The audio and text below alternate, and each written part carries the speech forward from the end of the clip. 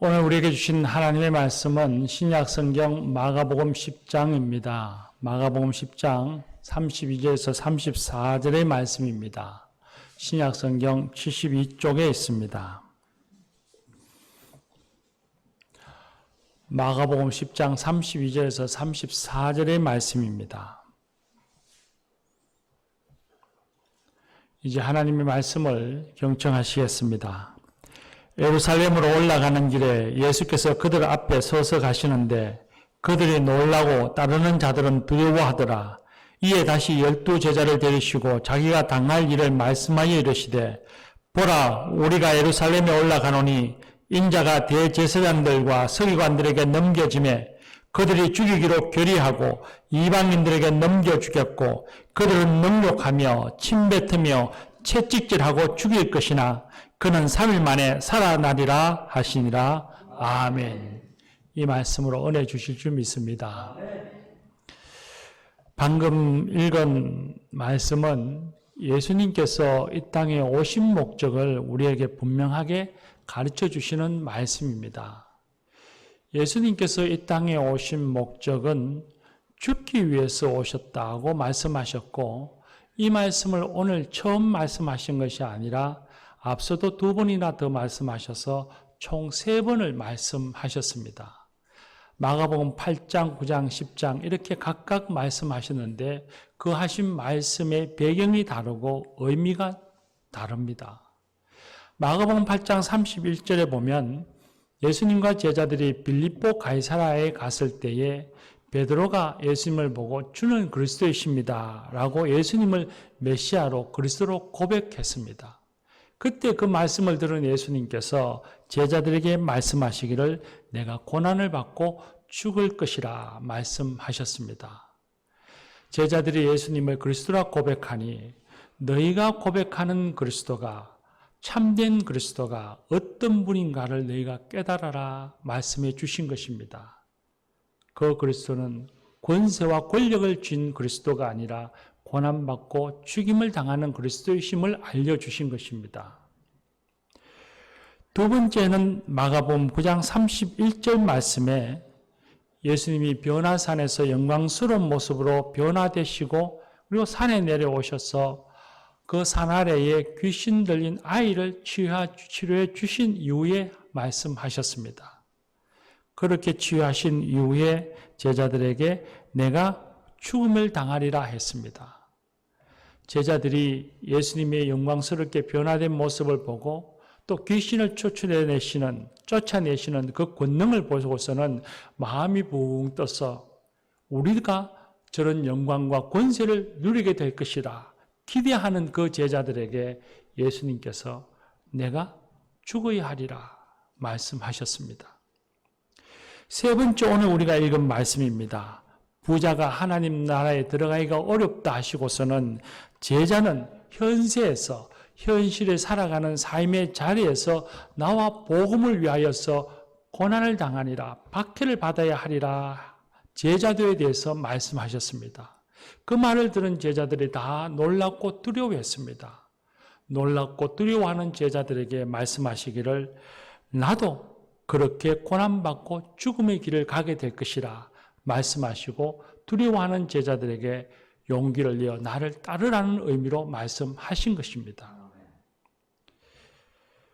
그리고 오늘 읽은 세 번째 이 말씀은 앞선 말씀들보다는 훨씬 더 구체적입니다. 오늘 읽은 말씀에 예수님이 우리가 예루살렘에 올라가노니 했습니다. 즉 예루살렘에 들어가서 고난받고 죽는다고 말씀하십니다. 예수님이 고난받고 죽어야 할 장소와 때를 가르쳐 주셨습니다. 8장과 9장에는 그런 내용의 말씀이 없습니다. 그리고 오늘 우리가 읽은 말씀에 보면 유대인과 이방인의 손에 넘겨지고 그들이 예수님을 버릴 것이라 말씀하셨습니다. 마가복음 8장 31절에는 대제사장, 서기관, 장로들, 유대 종교 지도자들의 이름만 거론하셨습니다. 그리고 9장 31절 말씀에서는 사람들의 손에 넘겨진다는 말씀으로 막연한 정보만 말씀해 주셨는데 10장에서는 아주 구체적으로 누구의 손에 넘겨지는가를 말씀해 주십니다. 그리고 8장에서 말씀하실 때는 종교 지도자에게 버림받는다라고 말씀하셨고 9장에서는 그저 넘겨지리라고만 말씀하셨는데 오늘 우리가 읽은 10장에서는 구체적으로 그들이 죽이기로 결의한다고 했습니다. 당시에 유대 관례에 따라서 예수님을 재판하고 신문하고 그리고 처형시키겠다, 사형시키는 걸로 죽음을 당하시겠다 하시는 말씀입니다. 고난에 대해서도 자세히 말씀하십니다. 8장, 9장에 보면 거기에는 죽임을 당하고 라고 하는 결과만 말씀하셨는데 오늘 읽은 이 10장 말씀에는 능욕하고 침뱉으며 채찍질하고 죽일 것이라 했습니다. 예수님께서 온갖 고통과 수모를 당하시고 난 후에 죽임을 당할 것이라는 말씀을 하신 것입니다. 8장, 9장, 10장 단 3장에 걸쳐서 결코 긴 분량 속이 아니라 짧은 분량 속에 예수님께서 자신이 죽을 것이라고 하는 이야기를 3번이나 하셨습니다. 3번이나 이렇게 강조해서 말씀하셨다는 것은 예수님이 하나님으로부터 부여받은 사명 중에 죽음이라고 하는 것이 가장 중요한 것이라는 것을 알려주시는 말씀입니다. 3번이나 짧은 분량 속에 반복해서 말씀하셨다고 하는 것은 예수님이 많은 행적들 중에서 귀신을 쫓아내기도 하고 병자를 치유하기도 하고 말씀을 가르쳐서 사람을 변화시키기도 하는 그 기적을 일으키시는 많은 행적들 가운데서도 죽음이야말로 가장 중요한 것이고 예수님의 사역 속에서 부수적인 것이 아니라 가장 핵심적이고 근본적이라는 것을 의미합니다. 그만큼 예수님의 죽음은 모든 것의 중심이고 첫 번째였습니다. 그렇다면 왜 예수님은 죽으셨을까? 이유가 무엇일까요? 사람들은 다 살기 위해서 이 땅에 옵니다. 그런데 예수님께서는 죽기 위해서 이 땅에 오셨습니다. 이유가 무엇일까요? 그 이유에 대해서 예수님은 그 다음 우리가 오늘 읽은 말씀의 뒷부분에 말씀해 주십니다. 우리가 너무 잘 아는 말씀입니다. 10장 45절에 나오는 말씀입니다. 인자가 온 것은 섬김을 받으려 함이 아니라 도리어 섬기려 하고 자기 목숨을 많은 사람의 대속물로 주려 함이라 말씀하셨습니다. 섬김을 받으려 함이 아니라 하는 이 말씀 속에서는 예수님께서는 누구에게든지 누구보다도 더 섬김을 받아야 할 권리가 있으신 분인데 그 권리를 예수님께서 포기하셨다는 것을 전제하고 계십니다. 그렇게 섬김을 받아야 할 권리를 포기하시고서 그 다음에 주신 문장, 마지막 문장에 예수님이 죽으신 이유를 잘 말씀해 주십니다. 자기 목숨을 많은 사람의 대속물로 주려 함이라 하셨습니다. 많은 사람이라고 할 때 의라에 해당하는 헬라어는 안티입니다. 이 안티라고 하는 말은 단어의 의미는 무엇을 대신하여 그런 뜻을 갖고 있습니다. 많은 사람의라는 말은 많은 사람을 대신하여 모든 인류를 대신하여 저와 여러분을 대신하여 그런 뜻입니다. 대속물이라고 했습니다. 대속물에 해당하는 헬라어는 누트론입니다. 이 말은 죄인이나 노예를 자유를 주기 위해서 사는 것을 의미합니다. 고대 사회에서는 노예와 죄수에게 자유를 주고 그들에게 희망을 주고 풀려나게 하기 위해서는 막대한 비용을 치르거나 그 빚을 대신 갚아 주어야 했습니다. 예수님은 이런 몸값을 치르기 위해서 오셨다는 것입니다. 사람들이 죄의 노예 상태에 있기 때문에 죄에서 자유를 주시기 위해서 몸값으로 예수님이 자신을 주신 것입니다. 그 몸값이 너무 커서 전 우주적인 것이어서 인간의 힘으로는 몸값을 치를 수 없으니 예수님께서 너희가 치를 수 없는 몸값을 내가 치르겠다. 그렇게 하시고서는 자신을 바쳐 우리에게 자유를 사주신 것입니다. 이런 예수님의 사역과 모습은 다른 고등 종교나 철학 같은 곳에서는 도저히 찾을래야 찾을 수 없는 것입니다. 여느 종교의 창시자들의 목적은 그들이 모범으로 산 것입니다. 그들이 잘 살아서 다른 사람들에게 감동을 주고 선한 영향력을 주는 것이 그들의 목적입니다. 그들의 목적은 사는 것입니다. 그런데 예수님이 오신 목적은 사는 것이 아니라 죽는 것이었습니다. 다른 사람을 위해, 많은 사람을 위해, 인류를 위해, 저와 여러분을 위해 희생 제물이 되기 위해서 오신 것입니다. 다른 종교에서는 찾아볼 수 없는 개념들입니다. 타 종교에도 신의 정의, 신의 분노, 신의 형벌, 신의 자비, 그런 개념들은 유사한 것들이 있을 수 있습니다. 그러나 하나님이 직접 오셔서 우리의 빚을 대신 갚아주신다고 하는 개념이나 그런 사고 자체는 아예 찾을래야 찾을 수가 없습니다. 예수님이 신이 인간을 위하여서 대신 죽는다. 그런 개념, 그런 사고는 깨었다, 죽었다 깨어나도 상상할 수 없는 일입니다. 오직 예수님 안에 그런 생각, 그런 개념만 찾을 수 있습니다. 그런데 왜 하필이면 예수님이 대속물로 죽으신 것일까요?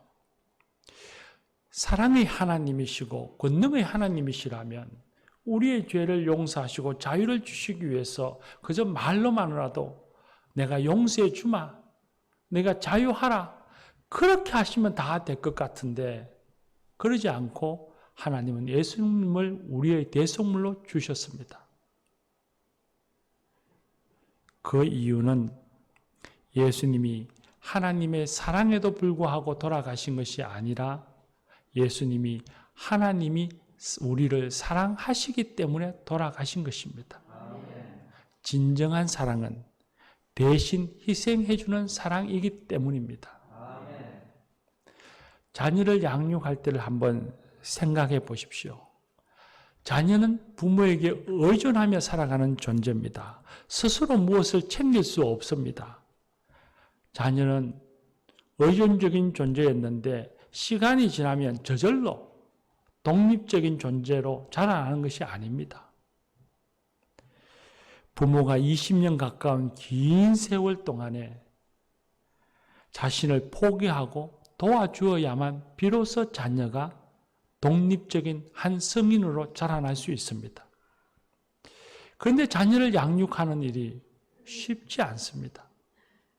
자녀에게 옷을 입히고 밥을 먹이고 교육시키는 그 모든 과정이 힘들고 고통스러운 일입니다. 여러분이 자녀를 키울 때를 한번 생각해 보십시오. 아마도 너무 힘이 들어서 어느 때는 부모라고 하는 역할, 그 자리를 포기하고 싶을 때도 있었을 것입니다. 부모가 자신의 시간과 에너지를 포기하지 않으면 자녀는 건강한 성인으로 자라날 수가 없습니다. 왜 부모가 그렇게 자신의 모든 에너지를 그 자녀를 위해서 희생하고 헌신해야 할까요? 이유는 한 가지입니다. 그 자녀를 사랑하기 때문입니다. 진정한 사랑은 대신하여 희생하는 사랑입니다. 하나님은 그 어떤 존재, 어떤 사람보다도 사랑이 충만하신 분입니다. 사랑이 충만하신 하나님께서 인류의 죄와 악의 문제를 해결하시기 위해서 희생하신 것입니다. 우리의 죄를 해결해 주시기 위해서 우리를 대신하여 희생하신 것입니다. 죄는 모른 체 한다고 없어지는 것이 아닙니다. 그냥 용서할게, 그렇게 말만 한다고 해서 죄가 사라지거나 죄로부터 회복되어지지 않습니다. 하나님께서 세상을 창조하실 때는 빛이 있어라, 해와 달이 있어라, 식물이 있어라, 말씀만 하셨어도 해가 있었고, 빛이 있었고, 식물이 있었지만, 용서는 그렇게 말만 해서 해결되어지는 간단한 문제가 아닌 것입니다. 용서는 재창조되어지는 회복입니다. 그 재창조의 과정에는 반드시 대가가 따라야 합니다.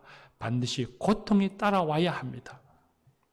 예수님이 우리를 죄에서 구원하시기 위한 유일한 방법은 예수님이 그 고통의 대가가 되시는 것입니다. 우리를 대신하여 십자가에 죽으신 방법이 유일한 방법이었습니다. 하나님은 우리를 사랑하시기에 우리를 대신하여서 죽으신 것입니다. 그 죽음으로 비싼 대가를 치루어 주셨습니다. 사랑하는 교우 여러분, 예수님이 우리를 사랑하시기에 우리를 대신하여 십자가의 고난과 죽음을 지고 가셨다고 하는 이 역사적인 사실을 믿으시기를 바랍니다. 또한 예수님께서 십자가의 죽으심으로 말미암아 우리가 죄로부터 용서함을 받고 죄로부터 자유함을 받고 구원함을 받았다고 하는 이 진리를 믿으시기를 바랍니다. 이 믿음의 은총이 저와 여러분에게 충만하기를 축복합니다. 그런데 성경을 보면 예수님이 자신들을 위해서 죽는다고 말씀하셨는데 그 말을 들은 제자들이 그 말씀에 감동을 받아서 가슴 뭉클하여 눈물이라도 흘릴 것 같은데 제자들은 그러질 않았습니다.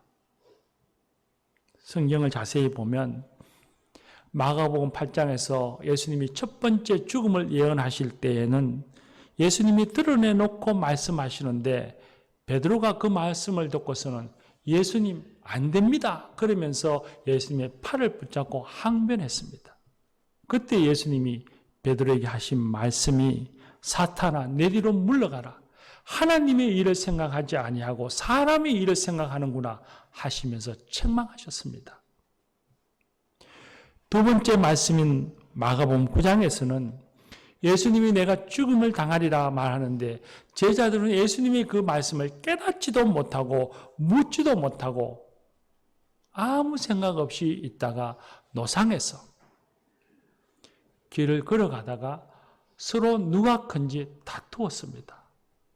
예수님은 죽어야 하리라 하시는데 그들은 누가 크냐고 다투었습니다. 그 다툼의 모습을 보신 예수님께서 말씀하시기를 첫째가 되고자 하는 자는 먼저 섬기는 자가 되어야 하리라 가르치셨습니다.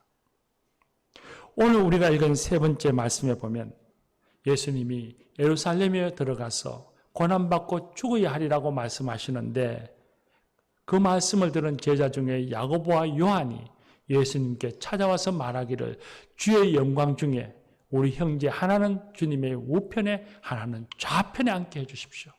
요구했습니다. 우리에게 우리가 받을 영광과 권세를 주십시오. 요구했던 것입니다. 그 말을 들은 예수님께서 제자들을 보시고서 말씀하셨습니다. 너희가 구하는 것을 알지 못하는구나. 내가 마시는 잔을 너희가 마실 수 있겠느냐? 내가 받을 세례를 너희가 받을 수 있겠느냐? 하셨습니다.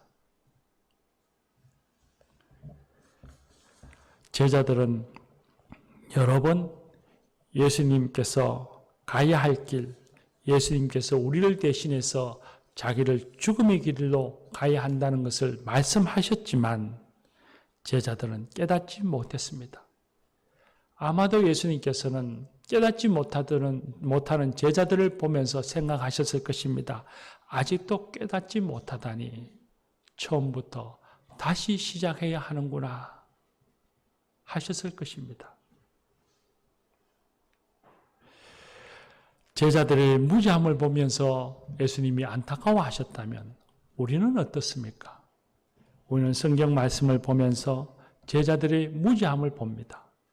그러면서 제자들에게 아직도 깨닫지 못하다니 하며 제자들의 어리석음을 비웃고 있지는 않습니까?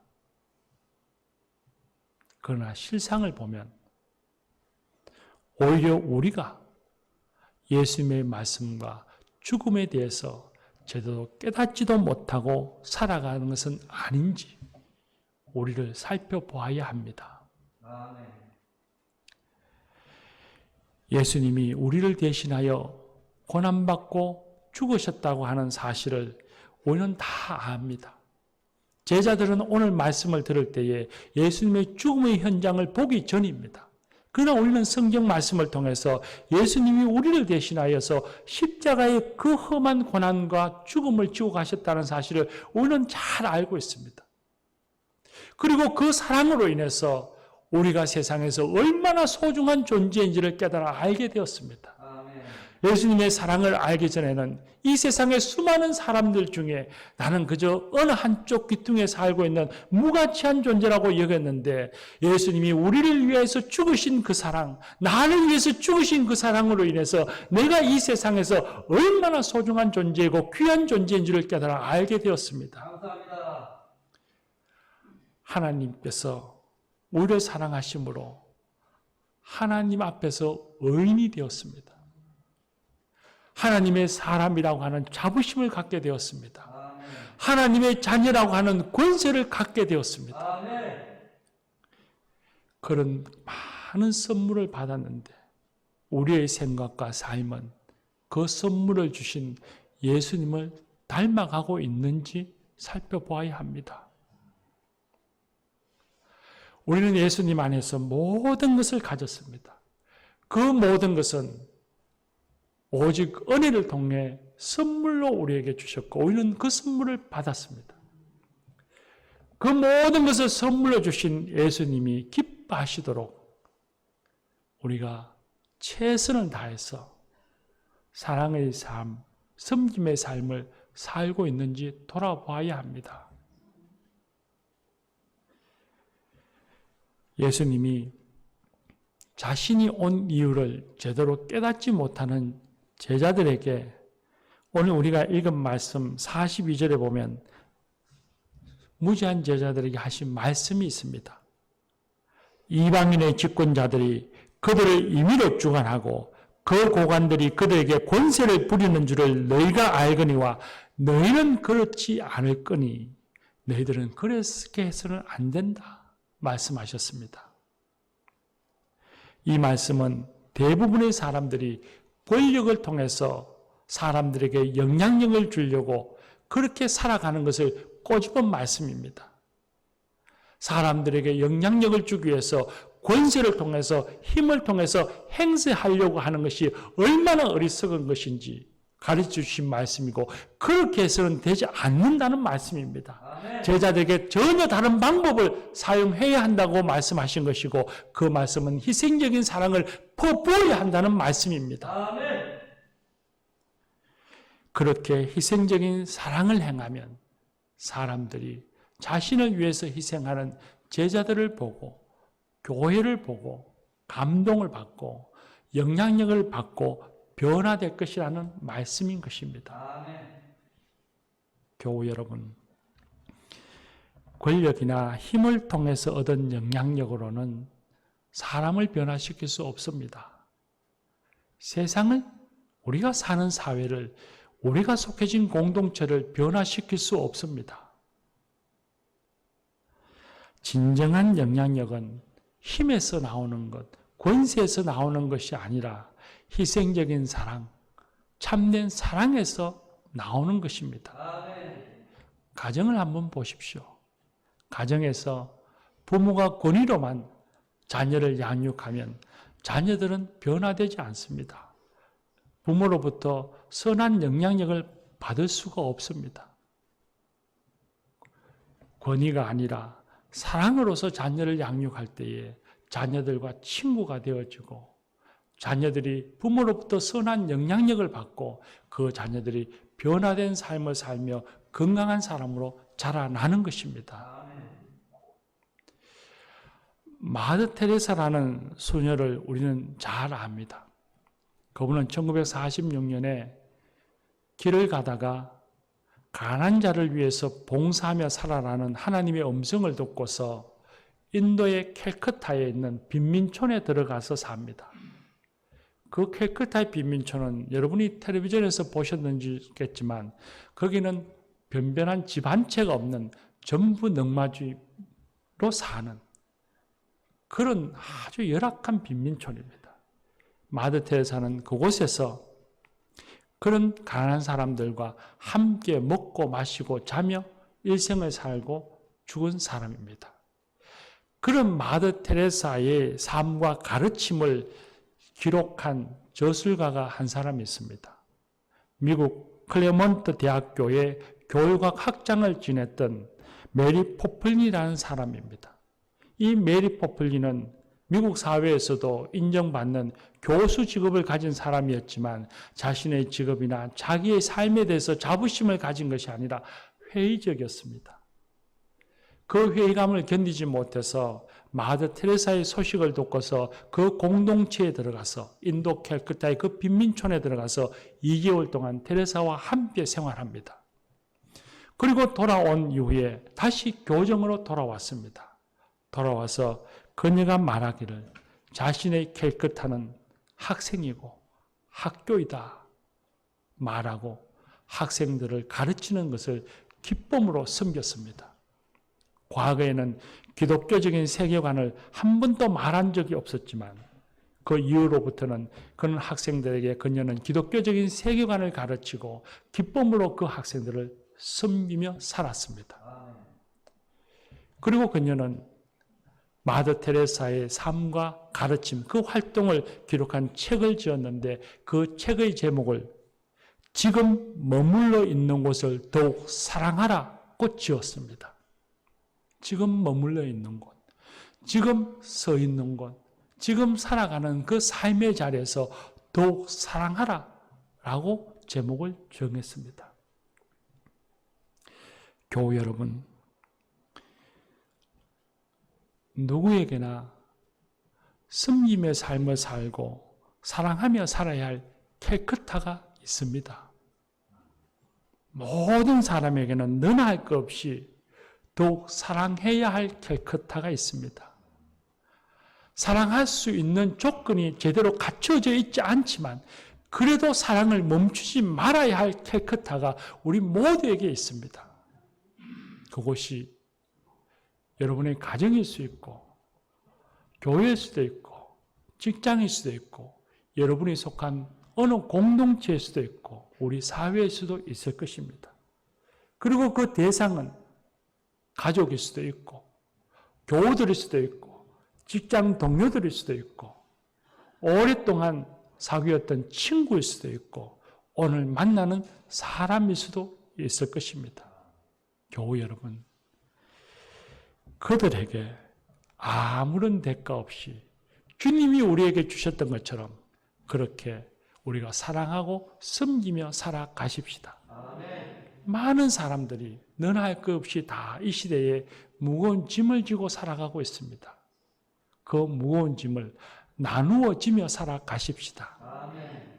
그때에 우리로부터 선한 영향력이 나오고 그리고 우리를 통해서 그들이 예수님을 만나고 그들의 삶이 변화되어지고 우리가 살아가는 사회가 조금씩 변화되어져 갈 것입니다. 아멘.